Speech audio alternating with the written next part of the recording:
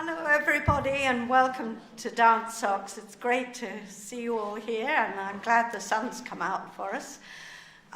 It is my huge pleasure to introduce Clare this afternoon. But first of all, I just want to say a couple of thanks. First to St. Hilda's College and to the JDP, the Jacqueline Music Building, and the staff thereof. That is Franco and Holly and James and people who you never see but who do all the work behind the scenes. Now, my name is Sue Jones and I'm director of DANSOX, and this is the first time we've had the great pleasure of welcoming Clare Finburgh Delijani. There you are. Clare is Professor of Theatre, Music and Performance at Goldsmiths, London. Her latest book, A New History of Theatre in France, 2024, is winner of the Theatre and Performance Research Association Edited Collection Prize. She's written many other books and articles on theatre and other forms of performance from the French-speaking world and the UK, and is particularly interested in questions of racial, social, and climate justice. She's currently holder of a Leverhulme Major Research Fellowship, during which she's writing about theatre that addresses France's colonial past and post-colonial present. This book, which she's going to call Spectres of Empire, Staging Post-Coloniality in France, will be published by Liverpool University Press in 2027. We're very lucky indeed to have Clare to talk to us tonight on A Way to Inhabit the World, Decolonial Environmental Resistance in Dance from the French Caribbean. Thank you, Clare.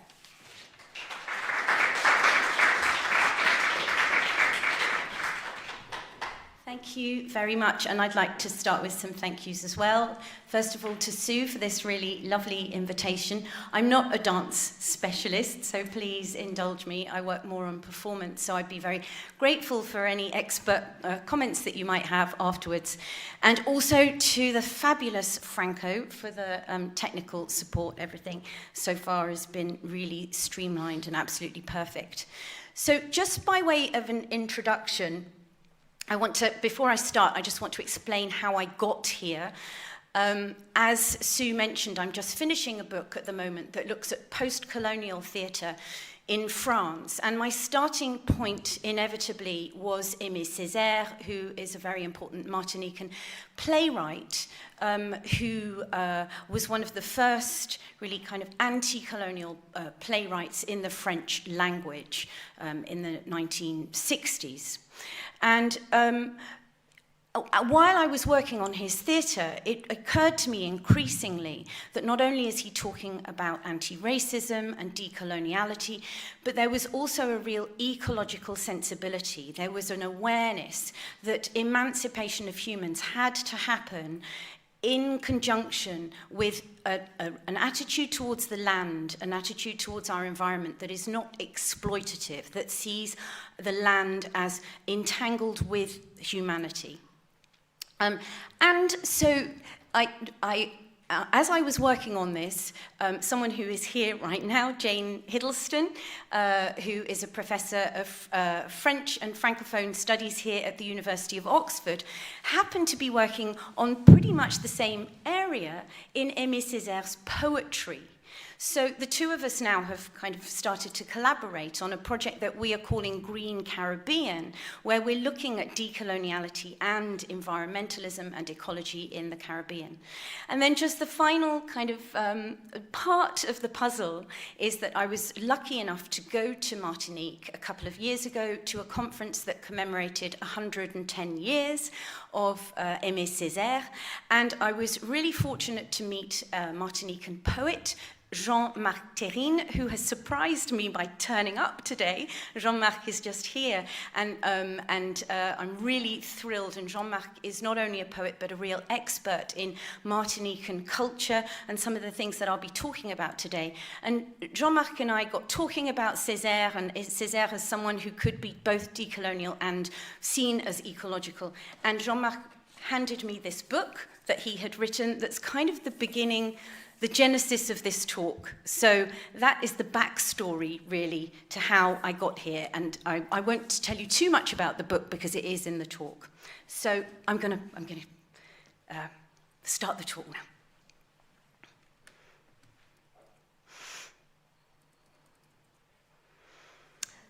Okay, so this paper is dedicated to Raimi Wilka Saldaña Rojas, who was taken from us far too early, but who is now integral to the Pachamama, the universal energy that connects everything, to which I will return presently, the idea of the Pachamama.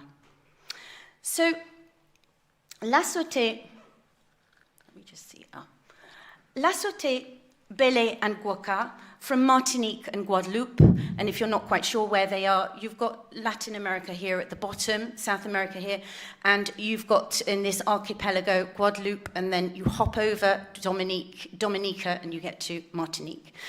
So Martinique, and these are from Martinique and Guadeloupe, and they reclaim the agency of the performer's body in the wake of enslavement, oppression, and discrimination.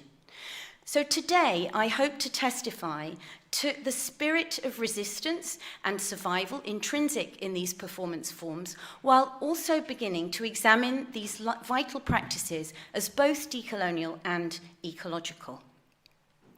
So first of all, we've got lasotè. So no word in English or French encapsulates lasotè's inseparable fusion of music, song, movement, and farming.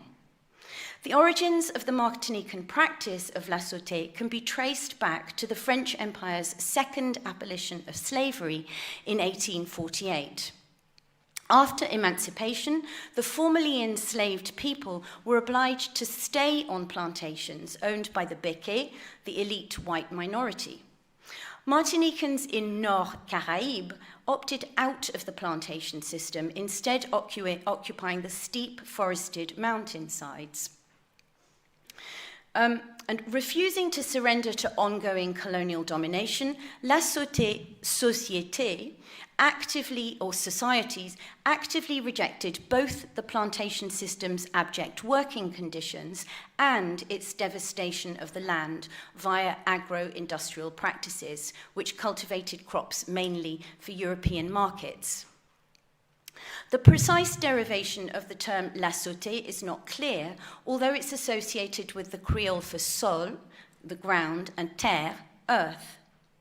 In the first comprehensive written account of lasotè, Poésie de vie des Pitons de Martinique, this book here, Isambert Duriveau and Jean-Marc Terrine explained that the first société cleared small plots of forest and combined bitué, which is indigenous Caribbean crop rotation, with agricultural practices originating in Africa.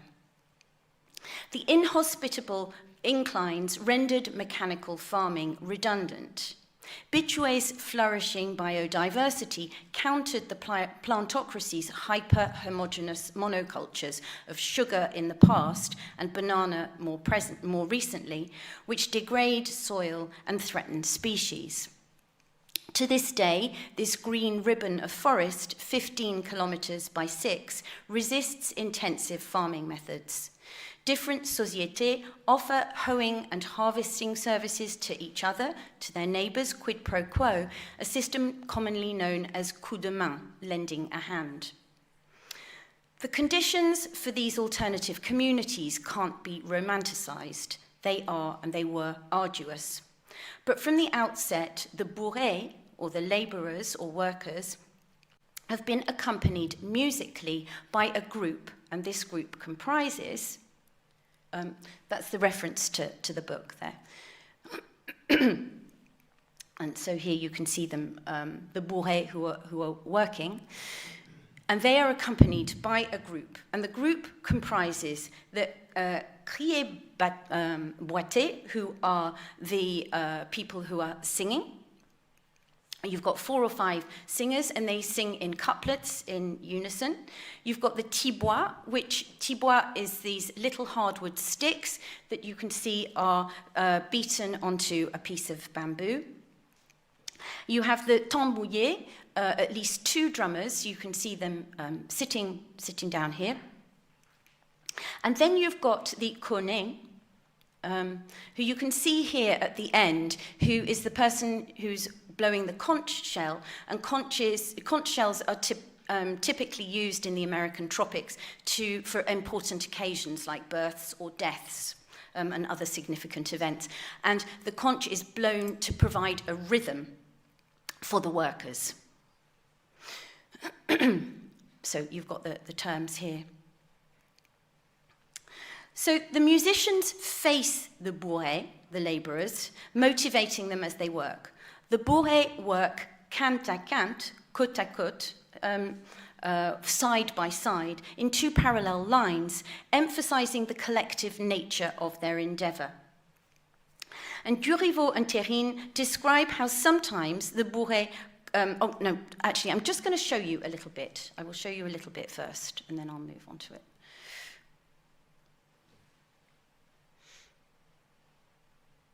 So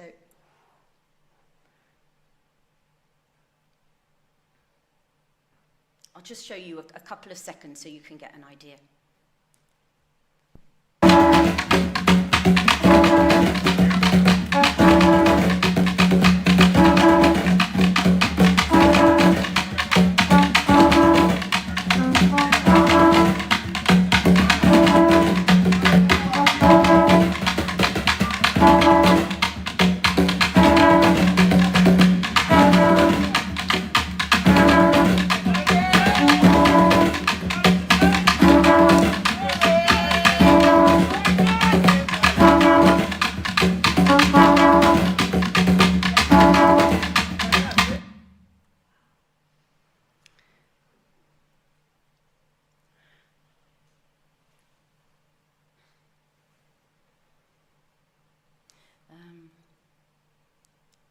Okay, let me just come back to here.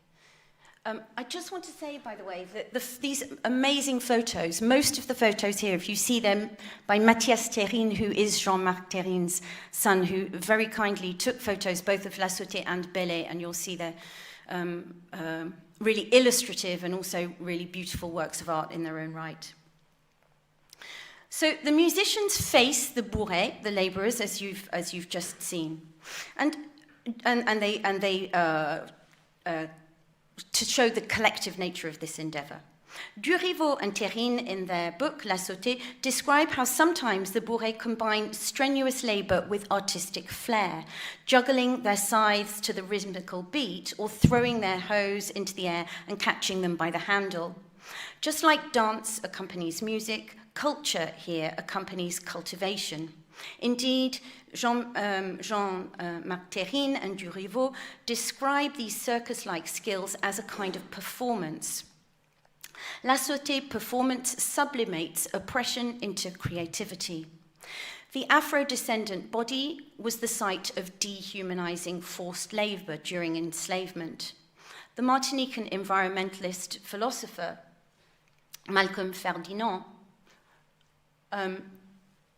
briefly mentions performance in his essential body of work dedicated to Caribbean decoloniality.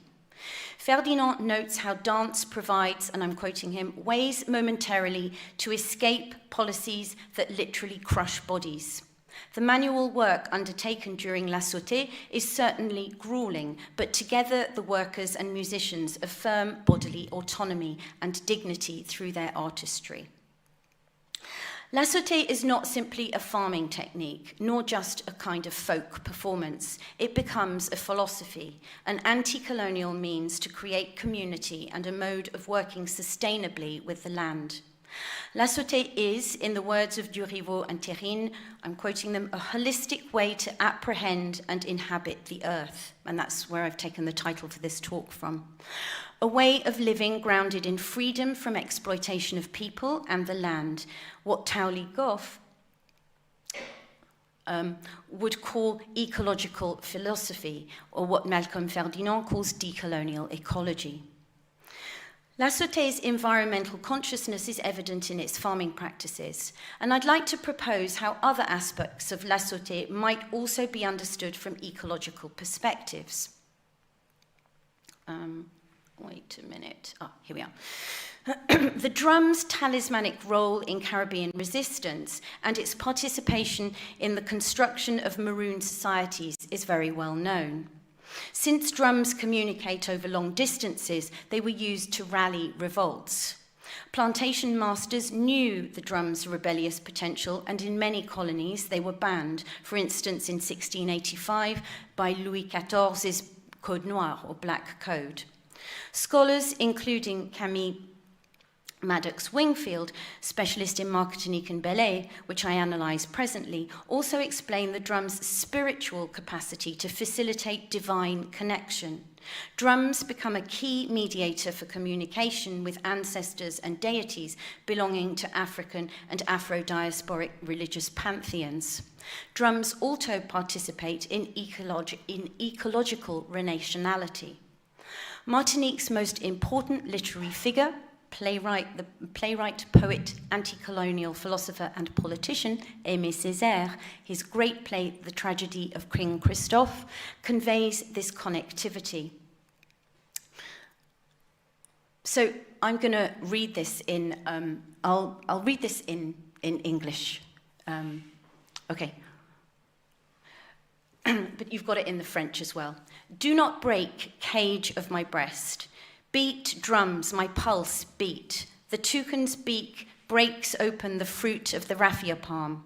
I greet you, toucan, great drummer. The kingfisher, snatching up branch after branch of the oriflamme, invents for itself a sun-drunken beat of daylight. I greet you, kingfisher, great drummer. Drummer cock, drummer toucan, drummer kingfisher, drum, my audible blood. Beat, great summoning drum of my heart. My initiates, my children, when I die, the great drum will sound no more. Well then, let it beat, let the great drum beat. Beat me a river of blood, a hurricane of blood, and life, my body. So Christophe's beating heart and his pounding pulse, the toucans and the kingfishers' pecking beaks, the flowing rivers and raging hurricanes all beat to the same rhythm. The Aimé Césaire specialist, Jason Allen Payson, who did his PhD here actually, notes how Césaire drew inspiration from pre-modern cultures where the human was not considered separate from nature. Malcolm Ferdinand also evokes how the contact between the drummer's hands and the drum's stretched animal skin generates vibrations that, in Ferdinand's words, remind us of the sensitive powers of the body and the earthliness of existence in the world. So in lasotè, the tambouillés, as you can sit here, sit astride their drums, both feet firmly planted on the ground. They literally channel the earth's energies up through their bodies, their hands into the drums. As the drum is situated on the ground, these energies also flow from the earth through the drum and into their bodies in multi-directional flows. The drum's rhythms take part in the ecology of living beings and non-living elements. If the drum constitutes one of lasotè's ecological properties, fertility rites offer a second property. The libidinal inferences of the tambouillés sat astride their drums suggest how lasotè becomes a supplication for the fertility of humans and the land. A creolized syncretic genre, lasotè can be traced to fertility practices on both sides of the Atlantic. The Kalinago, indigenous to some Antillean islands, venerated the spirit of manioc or cassava, whom they believed guaranteed the fertility of the land. Lasotè thus represents a contact zone where farming, performance, and music become functions of each other, mirroring ecology itself. And for me, lasotè's explicit allyship between anti-colonial resistance and ecological practices of land stewardship becomes a model with which to examine the potential solidarity between humans and the non-human world in other Caribbean performance. So I'm going to move on now to, we're going to hop now from Martinique to Guadeloupe and gwoka. So gwoka emerged on plantations in Guadeloupe in the 17th century, dating back further than lasotè. The plantocracy is implicit in the name gwoka, which derives from gros quart, meaning large quart, referring to the big barrels that were found on plantations, out of which these drums are made. They're made out of these barrels. So gwoka subsequently meant big drum, and the art increased in popularity after the second abolition of enslavement, when drumming was no longer restricted. Gwoka involves drummers, singers, respondents, a dancer and a crowd interacting in ways that can be traced to the African Gulf of Guinea and the Kingdom of Congo. During the all-night soirée léoise, or gwoka evening, the crowd forms a circle And you can see here them forming a circle. The crowd forms a circle around the dancers and the drummers. Each dancer pays respect to the drum first by bowing with an extended right hand. And the solo chanteur, or the song leader, opens the proceedings. So here you can see the chanté opens the proceedings with couplets to which the répondé, or the chorus, responds by singing and clapping. The tambouriers then strike up, playing at least 2 gwoka, or the big drums, along with an assortment of other drums of varying pitches. The relationship between the drummers, the chanté, singer, the répondé, the chorus, the dansé, the dancer, and the crowd is one of close complicity, given that performance is improvised. And I'll show you just a little clip here. So I'm going to show you the very beginning, so you can see how it starts with the chanté who first start singing couplets, and then the drummers who join in. And then I'll fast forward a bit so you can see the dancer come in.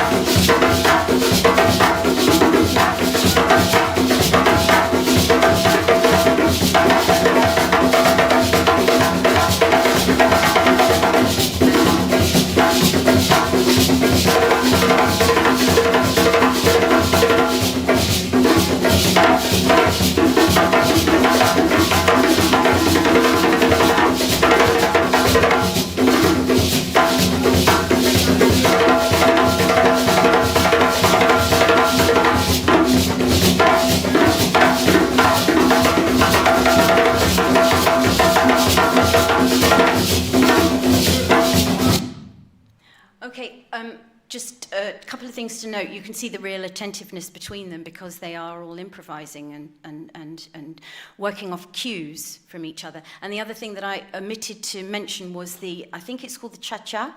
It's the maracas. And the important thing about them is that they are from Latin America and from the indigenous Caribbean. And these are syncretic practices across different transatlantic and Caribbean cultures.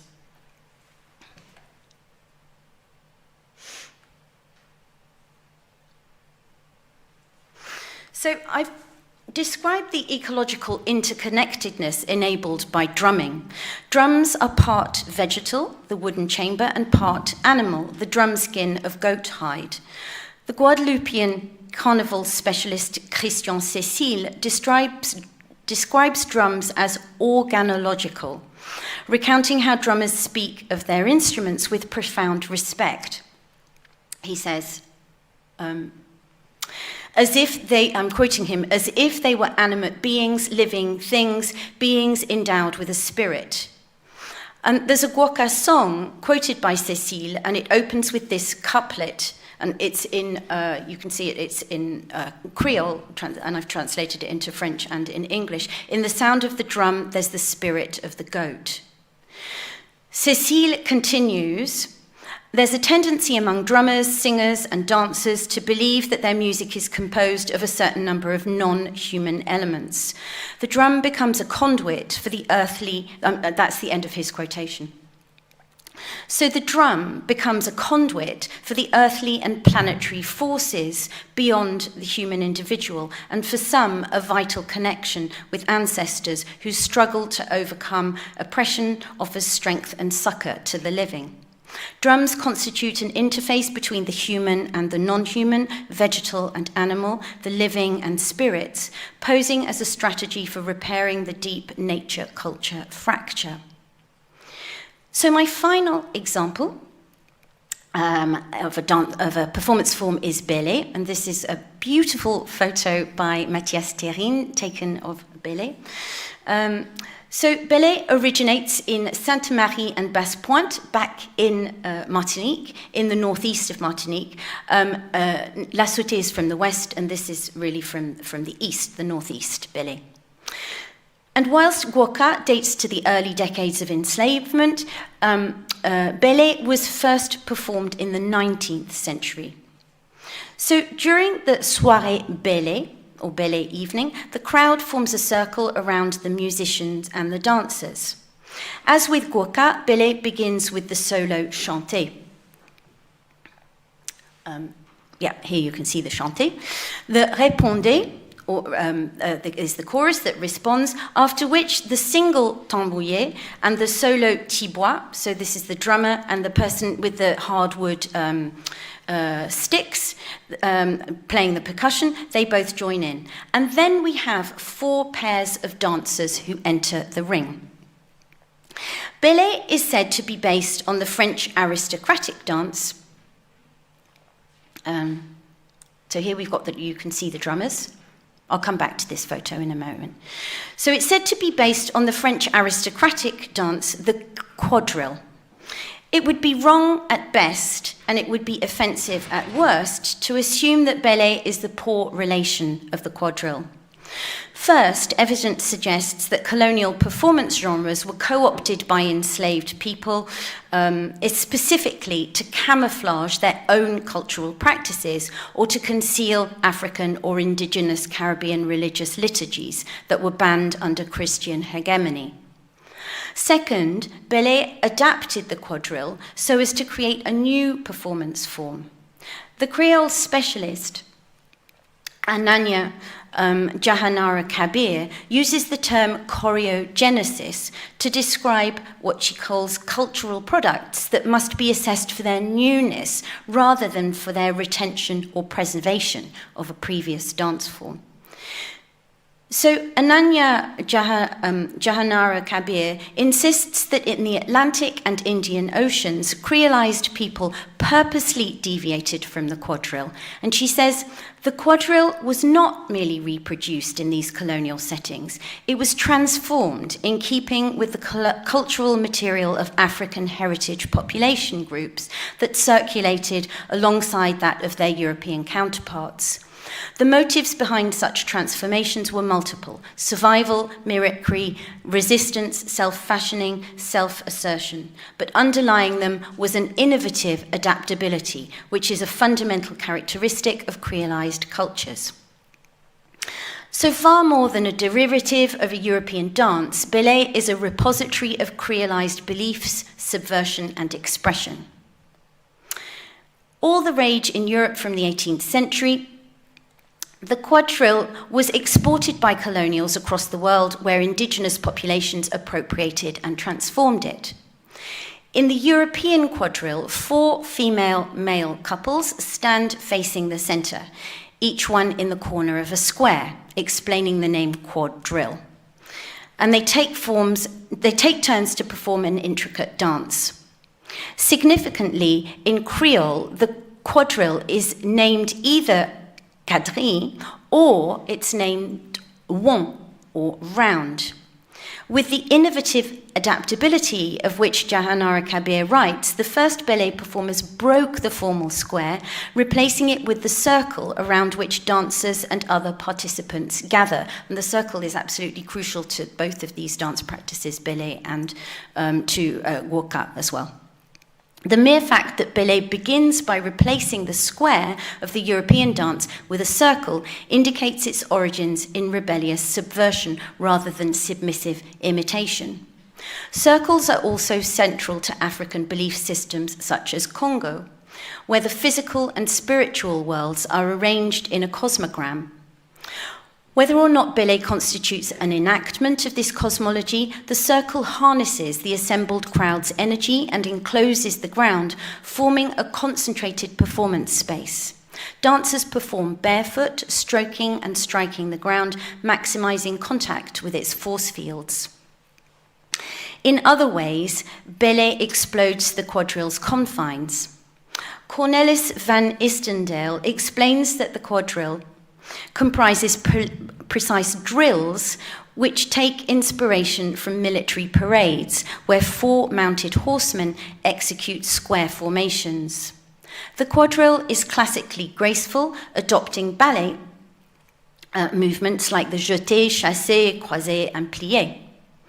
Women in ball gowns and long gloves, hair pinned in a bun, toes pointed, would offer their hand to their tail-coated male partner.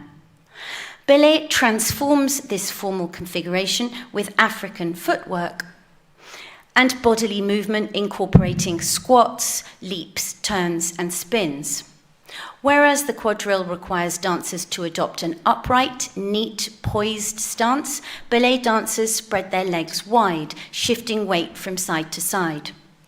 Rising on the balls of their feet to a position of suspension, they fall suddenly onto one heel.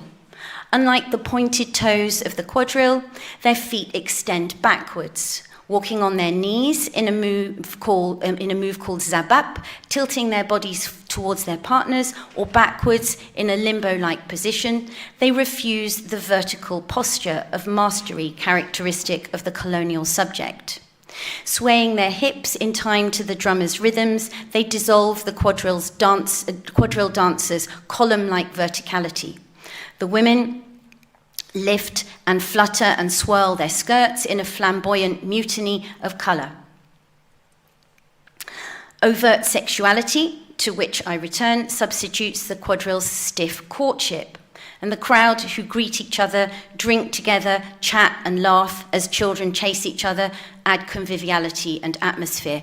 And I don't know much about the quadrille, but I'm probably caricaturing it a little bit, because as with all dance forms, I'm sure there was scope for people to kind of break the rules and I don't know, cozy up. I imagine, I don't know. So whilst the quadrille conforms to strictly choreographed movements, improvisation is key to bèlè. Julian Gerstin's detailed study highlights how the cavaliers, who are the male dancers, and the dames, the female dancers, and the musicians each develop their own personal style. And Camille Maddox Wingfield, who has also observed bèlè very closely, describes the dancers' flirtatious glances, their inviting smiles and their indignant glares, their facial expressions forming part of their playful choreography.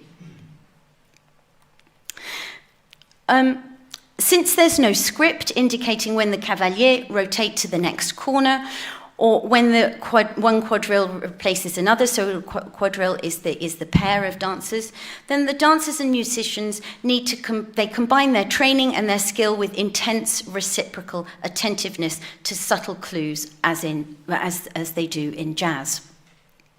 So I'm going to this is a little clip that I will show you.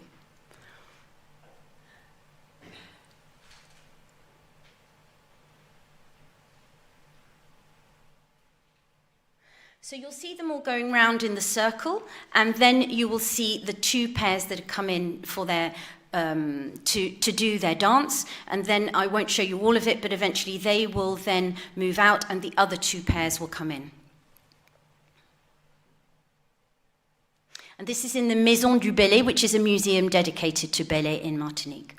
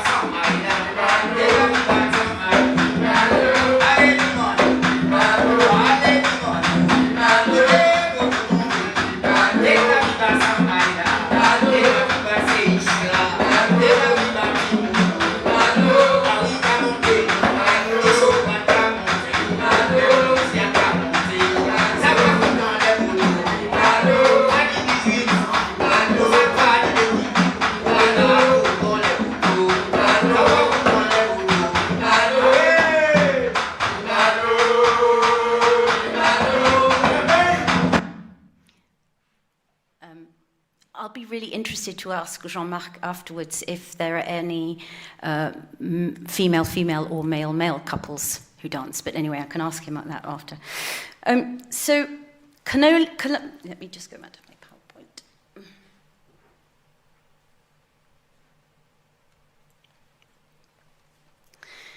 Colonialism expressed itself literally via the mechanized movement of enslaved people's bodies, sugarcane cutting or manioc grating, or the contorted posture of exhausted backs and wearied limbs, the enduring of physical punishments. This abuse, perpetrated at the level of the subjugated body, is sublimated here in bèlè and in gwoka into defiant dance. Stored deep within bèlè's DNA is also, I think, an alternative way of relating to the non-human world of our environment.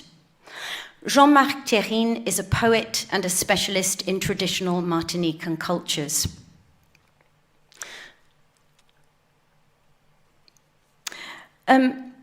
He argues that bèlè is far more than a dance. It's a way to inhabit the world, he says. Bèlè, which can alternatively be spelt bèlè, derives etymologically from bel air, meaning pretty tune, alluding to the quadrille's musical accompaniment. But Jean-Marc Thérine argues, however, that this origin story devalues bèlè by associating it solely with the quadrille. Bèlè is not just a dance set to a pretty tune. Jean-Marc Thérine proposes that bèlè might also refer to bon lieu, or good places, since bèlè's foundational moment was the Maroons' escape from plantations to good places in mountain forests. He describes the essential relationship that Maroons had with the land, whose yield of wild yams enabled them to survive in adverse terrains without having to return to plantations. So far beyond a mere performance, bèlè denotes a space in which to invent a way of life. For Jean-Marc Thérine, the soirée bèlè becomes a politicized, historicized, ecological good place to live and to resist. There are numerous ways in which bèlè can be considered ecological. First, like lasotè and gwoka, bèlè is driven by the energies of the drum, which you can see here and in some other photos. Through chanting, drumming, and repetitive movement, personhood, control, and mastery can be surrendered, inducing altered states of consciousness. Lasotè lyrics are referred to as paroles morphoisées, or paroles transformées, or transformed words, or else they're referred to as gagées, meaning possessed, suggesting this transformatory, incantatory potential. The altered state enabled by incantatory rhythms experienced collectively during lasotè and gwoka and bèlè can open a portal between the apparently different realms of the self and our surroundings, troubling the perceived boundaries between the physical and the spiritual, human and environment, conscious and unconscious. The ecological performance specialist DeLoughrey notes the elemental qualities of the body's rhythms and breath, its terrestrially immersed forms of interacting sensations, energies, and atmospheres. Concentrating on these energies, argues DeLoughrey, can decenter the individual's consciousness and locate performance makers and audiences in relation to each other and to their surroundings as elements in our ecology. The incantatory rhythms produced by drumming, chanting, and movement hold this ecological potential. Secondly, like lasotè and gwoka, bèlè features fertility rites. Indeed, bèlè has been linked to the Haitian Vodou spirit, Cousin Zaka, who protects agriculture and farm workers. And Camille Maddox-Winfield writes, much like the significance of Cousin Zaka's law in Haiti, bèlè has become a conduit through which Martinicans can express their spiritual devotion to the earth, land, and soil, and memorialize their ancestors who possessed special systems of knowledge of the landscape for their communities to prevail under incredibly harsh circumstances. Elders often refer to bèlè as the danse de la terre, dance of the earth, and whilst neither they nor specialists to date specifically describe bèlè as ecological, the engagement with the environment is clear. Bèlè drumheads are always positioned facing the moon, for the drummer to channel the moon's energy via the drum, through their hands and into the ground. The simulated sexual movements where partners thrust their bellies and their thighs and their pelvises and rotate their hips are met with delight by the crowd, who applaud and encourage this suggestive interplay. Bèlè's erotic expression summons and celebrates fecundity of the land and human procreation. Explicit sexual performance can be traced to African fertility practices dedicated to deities like the Yoruba Orisha god called Oshun, who is associated with sexuality, fertility, and love. Eroticism is often prominent in Caribbean cultural practices, since celebrating the victory of life, joy, and survival would have offered hope to enslaved plantation workers whose life expectancy was appallingly low. Danier, the combat dance with which the soirée bèlè often opens, and here I've got these pictures of the internet, so you can see they're of a far lower quality than Jess Thérine's pictures. So Danier is also associated with fertility. It's a kind of combat a little bit like capoeira. In Latin American cultures, martial performances can symbolize the sacrifice of blood offered to Mother Earth, known, for instance, in Andean culture as Pachamama. These fertility rites, considered by some specialists to unify many Caribbean dances, and the deference to the wider cosmos beyond our planet, can be considered ecological, since they assume that the land's productivity doesn't depend exclusively on human activity. They are founded on an animist belief that our non-human environment bears forces beyond our human control. Gwoka and bèlè are not ecological in the sense that they actively promote the transition to clean energy or encourage recycling. While not couched in the language of environmentalism, the performance practices I examine here are ecological at an ontological level. Anthropocene and empire have constituted each other. The human species' negative environmental impact began on an industrial scale, with the establishment of the colonial plantocracy. Lasotè, gwoka, and bèlè reject hierarchies whereby people dominate each other, and they reject ideologies that deem individuals to be masters of their own autonomy. Instead, these practices understand and respect our interdependent planetary relations with the non-human world, with which we are all inextricably enmeshed. Along with other traditional practices in the French Caribbean, lasotè, gwoka, and bèlè all but disappeared over the course of the 20th century. In 1946, Martinique and Guadeloupe, along with the mainland territory of Guyane, gained status as French overseas départements. French Caribbeans acquired rights equal to metropolitan citizens, notably the right to vote, social security, and public services. But they came at a price. It's true that in the 1950s and 60s, drinking water, electricity, health facilities, and schools were brought to the overseas départements, most of whose inhabitants had previously lived in abject poverty during colonialism.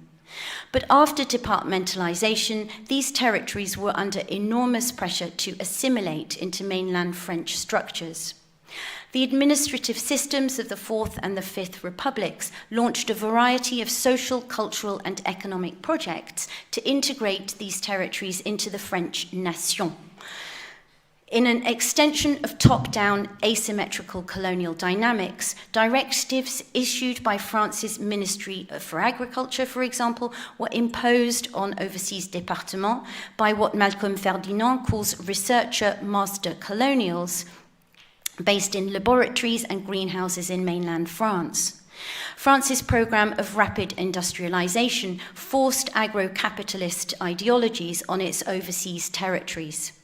As a condition for subsidies and loans, farmers were obliged to adopt mechanised techniques and to use chemical fertilisers promoted by aggressive marketing campaigns which promised greater crop yields and profits.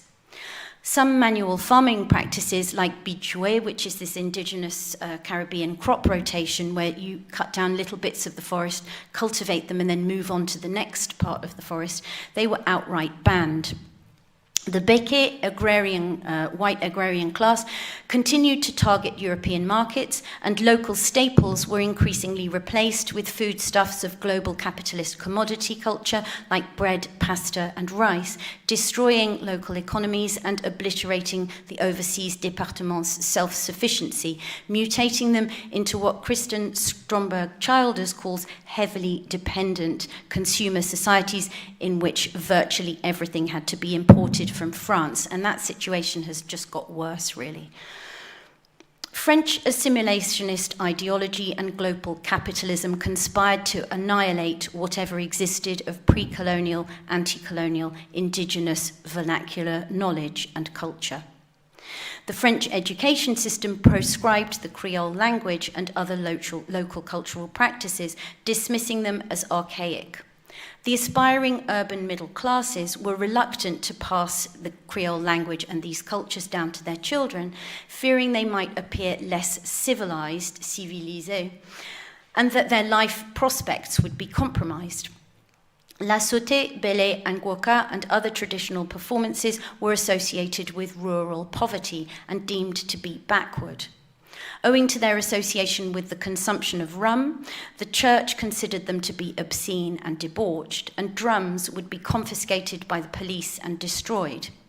In Guadeloupe, the church stigmatized the tambouillés, the drummers, calling them degenerate and even threatening to excommunicate them. Some local performance practices did survive in highly exoticized forms for tourist resorts. Perhaps more than any other performance genre from the French Caribbean, bèlè was degraded into kitsch entertainment. Édouard Glissant, from the Martinican philosopher, even describes how, in a humiliating development, bèlè seemed to emulate the racist practice of minstrelsy, where white performers blacked up and enacted overtly racist stereotypes. Glissant described French Caribbean music of that period as, I'm quoting him, folkloric in the worst sense and worn out, since for him it no longer expressed a view of the world. Interesting expression given these echoes with what Jean-Marc Thérine today calls this way to inhabit the world. The late 1970s, however, witnessed something of a revolution in culture.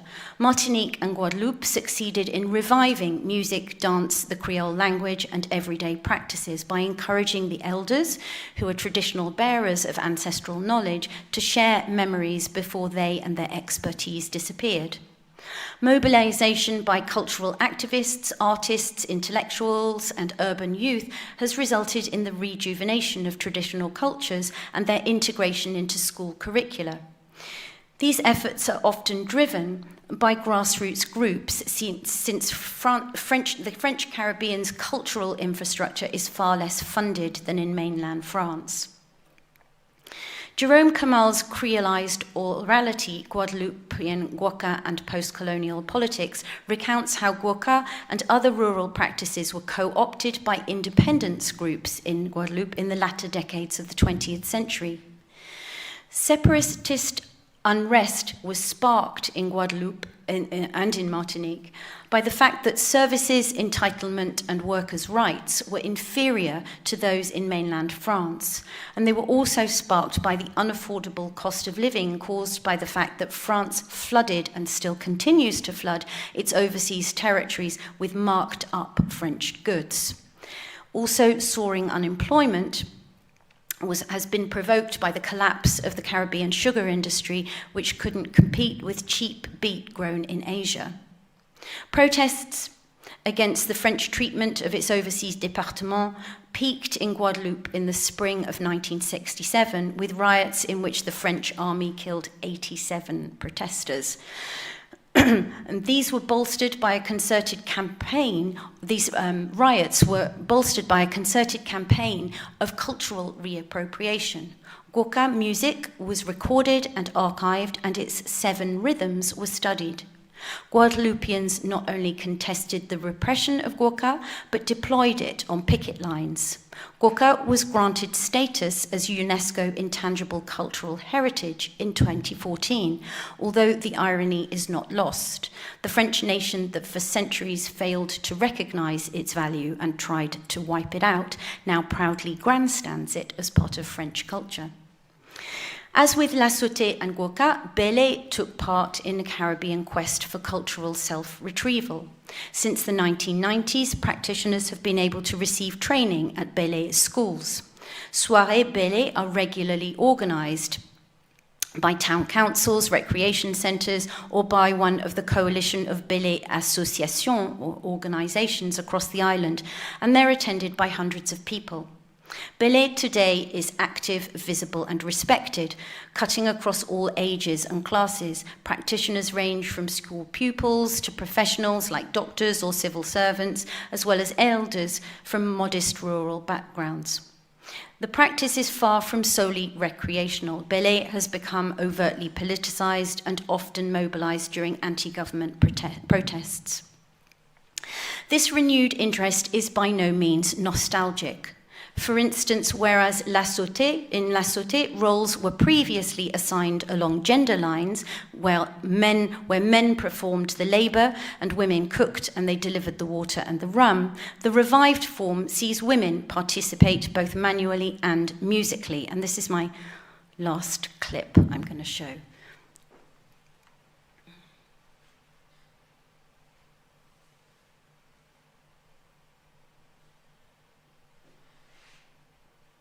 So I'm just going to show a couple of seconds of this to show the redistribution of labour no longer along gender lines.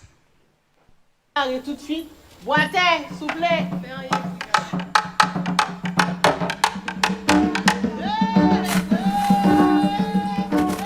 C'est la musique qui va permettre aux travailleurs de travailler et c'est les travailleurs qui vont permettre à la musique de fonctionner. C'est parce que c'est en osmose que ça fonctionne. Finalement, le travail devient une danse. Donc en fait, c'est le miroir, le reflet de ce qu'il entend. La force, c'est le fait que nous soyons... Okay. And there you can really hear the cornet, the conch shell that is providing the beat for the workers.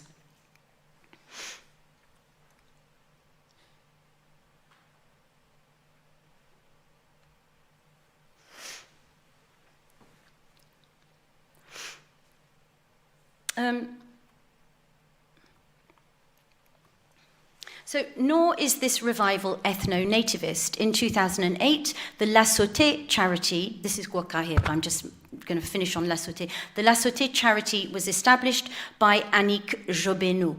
Just as in the past, lasotè convened members from different sociétés, today it welcomes people of different backgrounds, especially migrants from neighbouring Haiti, currently in a state of governmental collapse. Today, lasotè, gwoka and bèlè are future-oriented, and I like this picture because you've got a small child who is learning this art of gwoka in Guadeloupe. Resisting reductionist discourses of source, origin, and authenticity, these performances can be embraced as what Jahanara Kabir calls creolization and cultural change. These practices embody the collective memory of opposition to atrocities committed against enslaved people during colonialism. They carry the strength and survival of ancestors. They represent resistance and present possibilities for healing via connection with the natural environment. These practices also look to the future by offering a bèlè, in Jean-Marc Thérine's words, a space for inventing good places, for imagining new and fairer futures for us all and our planet. Thank you very much.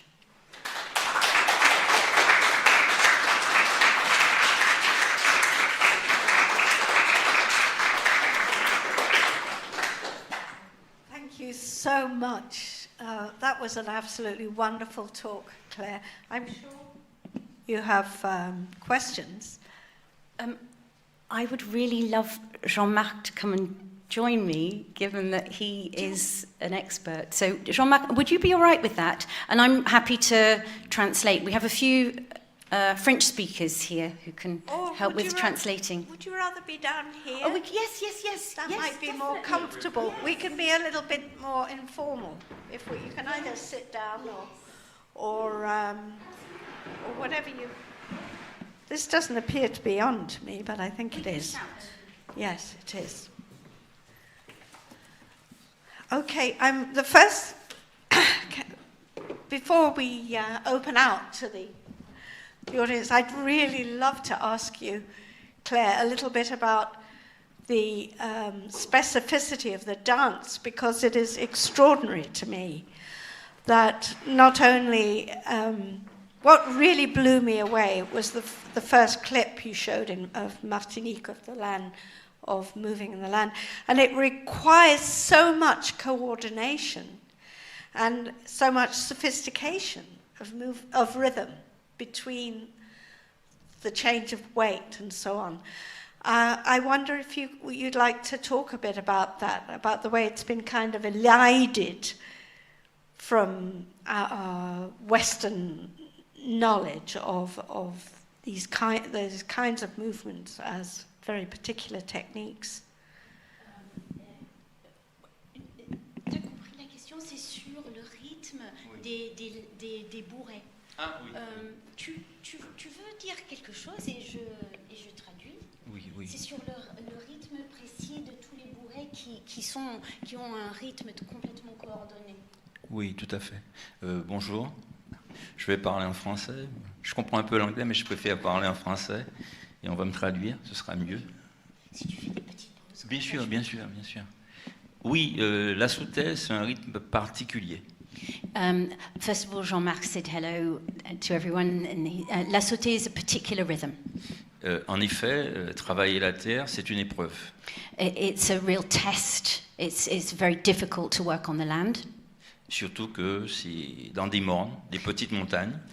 It's in what are called the mornes, which are the hills. They're very steep hillsides. Très pentues.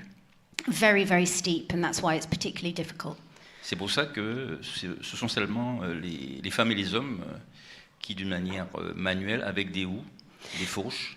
And that's why you can only work this land manually, because with hoes and with forks, because you can't get farming machinery. I'm adding a little bit to what you said. You can't get farming machinery or cars or anything up to these hillsides that they cultivate. Donc, pour avoir ce courage, pour affronter une épreuve, travailler la terre, in order to work on the land, il faut donc une énergie, une force. You need energy and you need strength. Le tambour, c'est un élément du rythme. And the drum provides the rhythm. Les conches aussi, qui sont des souffles. And the conch shell, which is blown. Les tibois aussi apportent cet ostinato. And the percussion is with the little hardwood sticks on the bamboo. Et c'est vrai que dans le jeu du tambour, de la conque et du tibois, on ressent une sorte de répétition et qui permet d'être toujours en harmonie dans la manière d'attaquer la terre. So between them, the conch and the drums and the percussion, they create a harmony which the workers can follow. They produce a rhythm and a harmony that the workers can blend into. Et il y a aussi ce qu'on appelle le crier. There's also the crier, which is the person who sings. Celui qui chante, effectivement. Yeah. Et il est là aussi pour encourager ceux qui labourent. And the singing is designed to encourage the people who are working the land. Et la voix aussi devient répétito, qui permet de garder un tempo pour pouvoir monter au fur et à mesure au sommet du morne. So it's repetitive to create a rhythm so that they work, because they're working uphill, up the mountainside. C'est pour ça que le rythme, on pourrait dire, il est martelé par le tambour, martelé par le tibois, martelé par la conque et aussi par le crieux qui rappelle et qui interpelle. All of these different instruments and these different parts contribute towards hammering out this rhythm that the workers can work to. Et ça permet à ceux qui travaillent la terre d'être en harmonie, de lever et de faire retomber, de lever, de faire tomber. Et le tambour, le chant, tout ça est en harmonie et martèle, répète, répète, répète, répète, jusqu'à arriver en haut. It creates a harmony with which they lift their tools, with which they strike the ground with their tools, and it creates a repetitive motion. Yeah, but are they drawing on a kind of physical vocabulary that they already have passed down to them? Donc leur manière de travailler la terre, de soulever les outils, ensuite de Particularly with the I was noticing the movement of the weight from one to the other, but it's very, very subtle. parce que c'est pas tout à fait de la danse, mais quand même c'est rythmé. Si, c'est-à-dire que il y a la technique agraire qui est là de labourer, mais le corps avec le tambour, avec le rythme se laisse prendre par le mouvement et bien sûr il y a comme une sorte de chorégraphie. So Sue asked if the way of moving is passed down, and Jean-Marc answered that because of the drumming, because of the rhythm, the workers kind of let themselves go. They let themselves follow the rhythm, and that's what gives them a kind of a bit of a jaunt and a choreography, what you called a choreography. Yeah, yeah. I mean, it's extraordinary to see the whole line. It's like a chorus, and they move precisely together. Si, tout à fait. C'est pour ça que ils sont en haut, l'orchestration, on pourrait dire. It's like a Et kind il y a of au orchestra. fond cette sorte de scène qui monte, et qui avance. So the musicians, the singers, the drummers are like a kind of orchestration, and then you have a sort of mise en scène that gradually comes up the mountain. And once the bourrées, once the workers have sort of come up to the level of the musicians, they then take a break while the musicians move up the mountain. They move their drums and they move the bamboo up the mountain, and then the bourrées come and work their way up to them again. Yeah. Alors, ça, c'est un moment magique quand on voit cette sorte de confrontation, cette avancée de ceux qui seraient des danseurs, hein, puisqu'ils travaillent la terre avec ces gestes, et ceux qui jouent et qui sont presque à rentrer dans un corps à corps. That's a really magical moment when the workers actually kind of get up to the musicians, and it's like a confrontation between the two. Et c'est à partir de là qu'on déplace pour se positionner encore pour un deuxième acte. And then the musicians move for Act 2. Okay. Are there questions? I'm sure there are questions from here. All sorts. 1, 2. Okay. Rosie first. I'll have to borrow one of these. Okay.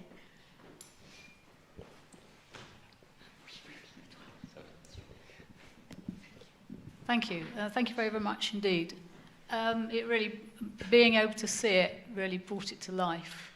But my question is that was obviously about the digging and the breaking of ground. Does a similar thing happen for the harvest, or is it just sort of ceremonial at one part of the year? Elle demande si la même chose se passe pour la récolte. D'après ce que j'ai compris, c'est pas la récolte, c'est plutôt ça, traditionnellement, c'est plutôt. Oui. Yeah, he's going to explain. Yeah. Oui. En fait, ce sont des cultivateurs, ce sont des paysans qui vivent dans les morts. Et depuis l'abolition de l'esclavage, ce sont des communautés qui qui ont un peu refusé de continuer le système de plantation, c'est-à-dire aller travailler à l'usine. So this is a practice by smallholders who live in the mountains, and it's been practiced since the abolition of slavery by people who refused to go and work on the plantations, which effectively were like factories. Fort de ce sentiment de liberté, ils ont voulu s'organiser dans un autre système que ce système plantationnaire.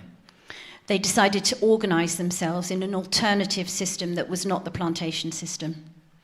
Donc ils ont cherché à inventer une manière de vivre, un nouveau monde. So they decided to create a different way of living in a different world. Et la solidarité joue un rôle important dans les mornes. And solidarity is extremely important in the mountains. Et vu la topographie, la difficulté de ces mornes, And because of the topography, because of the real difficulty in these mountains, these steep hills, alors ils s'entraident pour labourer la terre. Chacun, l'un après l'autre, viendra apporter son aide à un autre qui va labourer sa terre. they all come together to plough the land.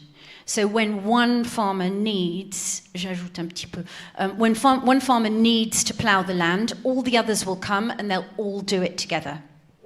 That's for the ploughing. But, mais c'est pas pour la cultivation. Non, non. Mais après, planter, peut-être que le jour même, si c'est possible, ils vont planter. Mais la récolte, chacun va un peu se débrouiller avec sa famille, ses amis, mais il n'y aura pas de lasotè proprement dit pour une récolte. So once the land has been prepared, then each farmer on their own will plant and will harvest and will take it to the market, etc. So it's really that moment of the heavy labour that is done communally. The rest of the growing is kind of done by individual farmers. On va plutôt parler d'un coup de main, pas de lasotè. Peut-être que si des gens viennent récolter, ce sera un coup de main, mais ça ne va pas s'appeler lasotè. So people can come and help you with your harvesting, and there is this term, this Creole term, coup de main, which is commonly used for coup de main is when you lend a hand, and that's for different practices, but lasotè is specifically for working the land, for the ploughing and the hoeing. I think we have one over here. Emily.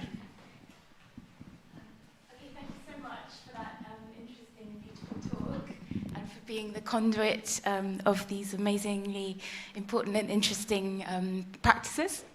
So I want to say, first of all, I do wish that you would contribute a chapter to a book I'm editing about the history and philosophy of geography. This has been so interesting. But my questions are about the seasonality of these dance practices. So at what time of year, in what season, given that we're on the tropics, where there's not a marked distinction in seasons, do these practices take place?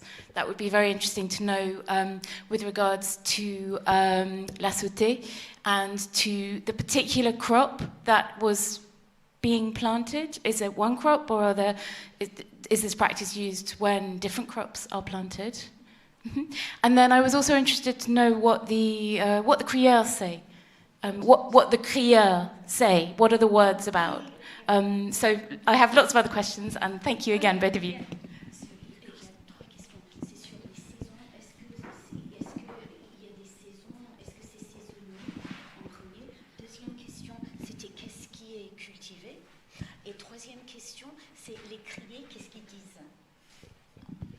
I'm gonna leave Jean-Marc to answer. Oui, la terre, c'est saisonnier parce qu'on a deux saisons chez nous. There are two seasons. Le carême et l'hivernage. Carême, c'est pas... There are two seasons. Ouais. I don't know what Le carême, pour définir, c'est une saison très sèche, où la terre devient très dure. There's a dry season where the earth becomes very hard. C'est un peu à partir de fin janvier, février jusqu'à mai. January, February till May. Donc c'est pas la meilleure période pour labourer. That's not an ideal season for planning, for ploughing. Ouais. Donc le reste du temps, qui est l'hivernage, c'est la saison davantage pluvieuse, où la terre est plus meuble. the rainy season is better because the ground is softer. Donc ça facilite le labour. And it's easier to plough. Et qu'est-ce qui est cultivé? Ah oui. Beaucoup de cultures vivrières, hein, et maraîchères. So kind of, je sais pas ce que maraîcher c'est quoi. Alors maraîcher, c'est des tomates, des haricots, des choux. Pour le marché, c'est ça. Ouais, des aubergines. So things that are grown, sold at market. So there's chili peppers, aubergines, beans, tomatoes. Il y a des ignames et le manioc et tout ça. Oui, on plante aussi des ignames, du manioc, des bananes. And then there are things that are indigenous to the Caribbean, like different potatoes, cassava, yams. And then, qu'est-ce qu'ils disent les criés? Oui, alors ce sont des... Ils scandent. Hein, bon, je ne suis pas crié, je vais essayer de vous dire 2-3 choses. Yeah! Allez, maman, yeah, tchembe! Ça va passer, allez, on va aller. Allez, les filles, avancez, tchembe! Ouais, bagal arrête, on va aller. Montez, nous qu'à monter, ouais, allez. Et tac, oui, on va aller, nous qu'à monter, yélé.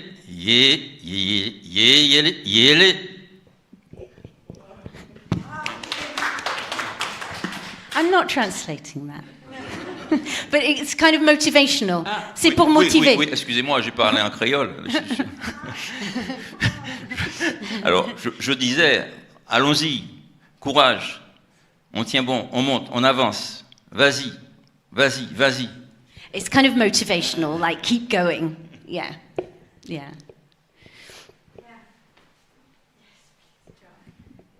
That was a fantastic, wonderful talk. It wasn't took me back to my childhood in a way. But I don't know if this is working. I think it is. Yeah. I wondered whether there was any remaining influence anywhere on those French islands of the indigenous Caribs or Arawaks, and whether it came out in any... I think maybe some of the music, you were talking about the maracas coming from South America maybe, but whether, there was anything else in the culture of the people we've been seeing that's come in any way from the Carib. I think Dominica still has a Carib population, or a small Carib, and interesting that Martinique and Guadeloupe skip over Dominica. Why is that? Sorry, it's going slightly sideways, but I was quite interested, and lots of other questions, but just that one for now. Okay, thank you. C'est une question sur qu'est-ce qu'il y a des Caraïbes, des Arabes, des Calénacons, qu'est-ce qui reste? Je commence et après tu continues. So, a lot of the indigenous population were either killed in the genocide or else died from diseases because they didn't have any immunity to diseases that were introduced by colonials. So that is the reality, but there are traces. There are quite a lot of traces, and you're right, as I mentioned, the maracas are an important trace. The conch shell is very important to the American tropics and across Latin America, actually, in Bolivia, in Peru. So those have been incorporated. I also mentioned the spirit of manioc, which is a Kalinago belief, which has made its way into practices combined with African influences. So there are definitely traces. Yeah, and first of all, those traces, they are there, but they're very hidden. And secondly, much less is said about them actually by scholars. It's our responsibility because there's a lot of focus on African influences, and it is our responsibility to foreground and to give more visibility to the indigenous belief systems and practices and cultures which are still there, but they are quite that you need to look for them. Non, j'ai juste parlé du fait que la conque du Gambie, c'est bien des... Oui, ok. Le chacha. Oui, le chacha. Mais il y a d'autres choses. Oui, bien sûr. Oui. So Jean-Marc will just add what other kind of si c'est Cali, other indigenous Caribbean practices there are that are evident. Ce peuple qui habitait chez nous, les premiers peuples, The first people that lived in Martinique, ils viennent du Venezuela. they are from Venezuela, On les appelait les Kalinas. and they were called the Kalina. Et ceux qui sont venus chez nous, il y avait les Arawaks. Les Européens les appelaient les Caraïbes, les autres, mais en fait c'était des Kalinagos. They were called Caribs by the Europeans, but they were Kalinago. Il y a encore une forte communauté implantée en Dominique. And there's still a strong community in Dominica, as you said. Yeah. Mais chez nous, en langue créole, on dit disparaître point. Et je pense que Édouard Glissant a traduit notre langue créole comme ça. Ils ont disparu, les Kalinagos. So in Martinique, it's a different story from Guadeloupe, and Édouard Glissant talks about how they disappeared. Ça veut dire qu'ils ne sont pas là, mais ils sont là. That means that they're not there, but they are there. Et c'est vrai. Nous avons le gommier, qui est une embarcation de pêche, They have a kind of fishing boat, which is Kalinago. qui vient d'eux et qui se pratique chez nous, que les pêcheurs utilisent jusqu'à nos jours. And up to today, the fishing people use that kind of boat. Nous avons une pratique du jardin, qu'on appelle jardin chez nous, There's a kind of gardening practice called jardin, qui est très influencée par cet héritage Kalinago, very influenced by Kalinago, the legacy of Kalinago. qu'on appelle maintenant jardin créole ou jardin caraïbe. It's called the jardin Creole garden. C'est une manière de planter avec plusieurs espèces, plusieurs variétés, qui permettent une cohabitation, une agriculture écologique et qui évite des parasites, qui évite l'utilisation des engrais et qui permet aux plantes, aux espèces de converser et de pousser bien.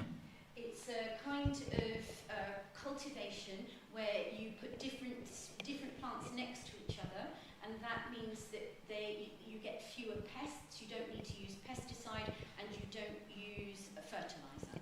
Et par exemple, dans lasotè, elle a parlé de bitué. And in lasotè, I mentioned bichwe, Ça veut dire habituer la terre. which comes from... Oh, je savais pas. Bichwe comes from habiter, which means to live on the land. And it's this kind of crop rotation where you take little parcels of the forest Yes. and you grow on them, but so as when you move on, the forest can just regrow. So you cut trees to a certain height so that they can regrow. Exact. Okay, Exactly. thank you. We haven't had that. No. Thank you very much indeed. It's okay, I've got a big voice. Oh, sorry. I want to say thank you very much. That was completely fascinating. If I go back to the beginning of the talk, particularly the description of lasotè, it was premised on the notion that this was resistant activity by people who had left the plantations, and much of the talk was about maroon culture. So my question is, in the sense, what forms of cultural expression are valued or would you study that belonged to those who remained on the plantations?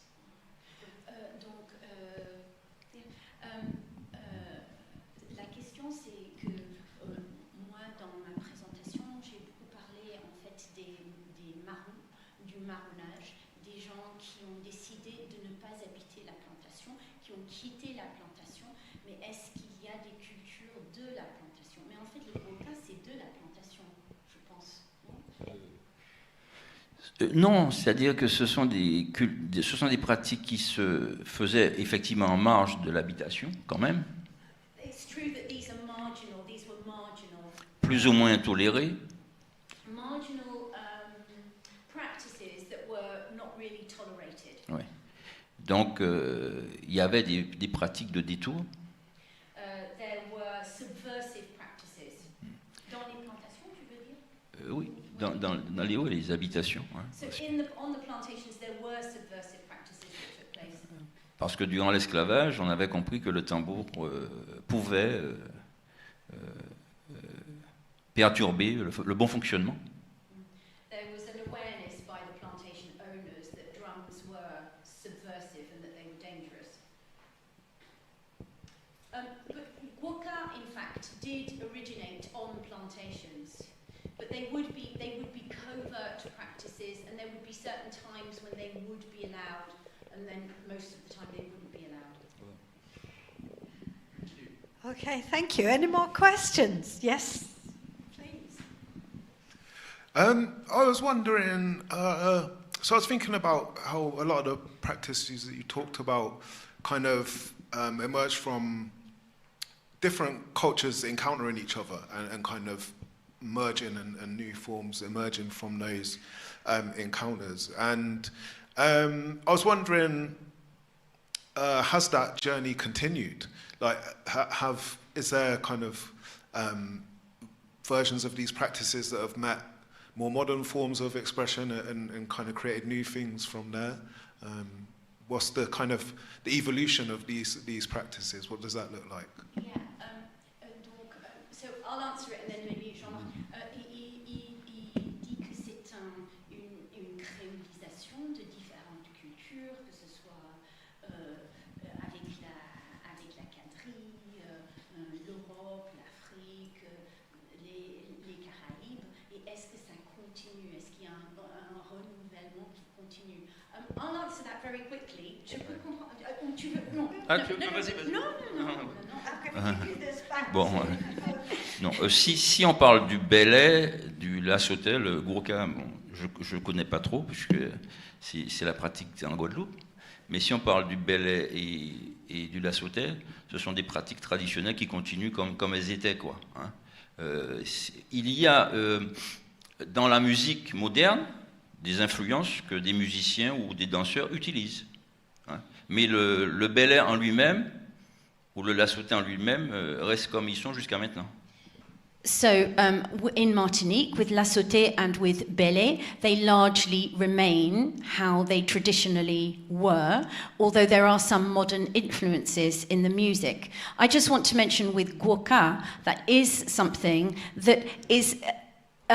it's a kind of paradox that on the one hand, there was a lot of controversy about it becoming intangible heritage, world heritage in 2014, because there were people who said it's going to be fixed into a form that will never that will never evolve, and that hasn't really happened, even though it has been consecrated in a way, but it hasn't really happened because there is jazz gwoka. There's Jacques Schwarzbart.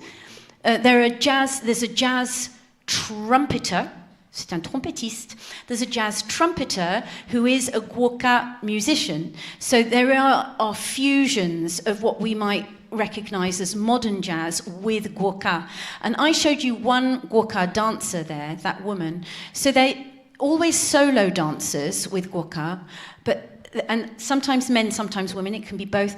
No two gwoka dancers are the same. Everyone has their own particular style. Yeah. Oui. Bon, il y a des musiciens dans le jazz en Martinique. Un des premiers, c'est Marius Cultier, un pianiste, qui a beaucoup utilisé les phrasés de bèlè dans sa pratique. Il y a des musiciens jazz comme Mario Canonge, comme Maher Boa, tout ça, ce sont des jeunes Martiniquais qui puisent dans ces pratiques. There are young Martinican musicians, whether they're jazz or other musicians, who go to bèlè for their inspiration. So it is evolving into different practices. I wonder if you, do they ever? There's a question just behind. Oh, let me have the question behind. Thank you very much indeed, but I wondered whether the so-called Louisiana Purchase of 1803 and the creation effect of Louisiana, Mississippi, and indeed the French influence in Louisiana that continues now musically, whether there was any kind of impact upon Martinique of that, because in effect the American independence victory meant that it was the United States obviously expanding while they kept slavery going, and the point is that was there any kind of influence at all between the two, or did Martinique really just remain a separate influence? I don't know the answer to that question. Il demande en 1803, la Louisiane est devenue américaine, et est-ce qu'il y a eu une influence entre la Louisiane et les Antilles? Oui, parce que d'après ce que j'ai lu sur le jazz, il y a eu beaucoup d'influence avec les musiciens qui y allaient et jouaient aussi. Le jazz a beaucoup influencé, a été influencé aussi par des musiciens de la Caraïbe, dont la Martinique, puisqu'il y avait des relations, des échanges.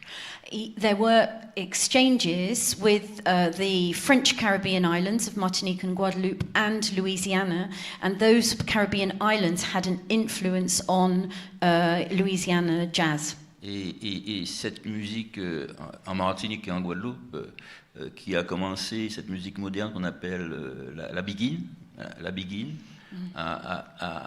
notamment après la guerre à Paris, avec les musiciens de jazz nord-américains qui sont venus sur Paris. Ils ont beaucoup joué ensemble. So there's a music that is traditional in Guadeloupe called la biguine, and biguine musicians came to Paris and they mixed with American musicians that also came to Paris, and there was a kind of cross-fertilization. I did not know that, so thank you for that question. Et justement, la biguine a puisé dans ses héritages du bèlè et du gwoka, bien sûr, puisqu'on a un peu abandonné le tambour pour prendre la batterie et les cordes, les violons, la guitare, tout ça. Mais la rythmique puise dans le bèlè. And biguine itself it inherits from bèlè and gwoka, from these more traditional rhythms that it has brought up to date with guitars and more modern instruments. All right. Well, somebody's desperate to say something over there. Emily? No? We can talk outside. We could talk outside. Actually, I'd just like one last question, because it actually follows on from the Louisiana connection, and that is is there not a sort of creolization of the waltz in certain places like Louisiana? I mean, in Kate Chopin's novel *The Awakening*, there's a kind of a subversive element to the waltz, which is associated with a Creole identity, and it's an interesting thing that you brought up the quadrille, which is of course I just wondered if there happened to be a 3-time anyway. Well, I'm sure Jean-Marc would have more authoritative things to say than I do, but I've just been reading all of Ina Césaire's theatre. Ina Césaire is the daughter of Aimé Césaire, who was a prolific playwright, and the valse comes up often.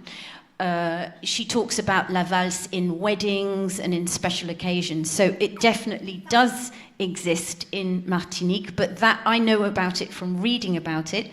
Tu as quelque chose à dire sur la valse en Martinique? C'est-à-dire, est-ce que c'est la valse comme on danse la valse en Europe? Oui. Enfin, ce sont les mêmes gestes. C'est vrai que mes parents, mes grands-parents dansait la valse, dansait le boléro. Le boléro. Oh, so Jean-Marc's parents and grandparents danced the waltz aussi, and the bolero. Aussi. Oui, oui, si. Et est-ce que c'était la valse comme on danserait la valse en Autriche ou est-ce que c'était une variation? C'est une variation. D'ailleurs, dans les mariages, on commençait, les mariés, quand ils ouvraient le bal, c'était par une valse. So when people got married, their first dance would be a waltz. Yeah. But yeah. No, it's interesting because the waltz itself has a subversive element originally. In the Austriche version, in the Austrian version, you mustn't get too close. La valse, il y avait quelque chose de subversif déjà, parce qu'il fallait pas trop s'appuyer sur son partenaire. Je pense aussi que la valse, c'est une danse qui est belle parce qu'elle permet un déplacement dans l'espace. Et ça c'est magnifique, ouais.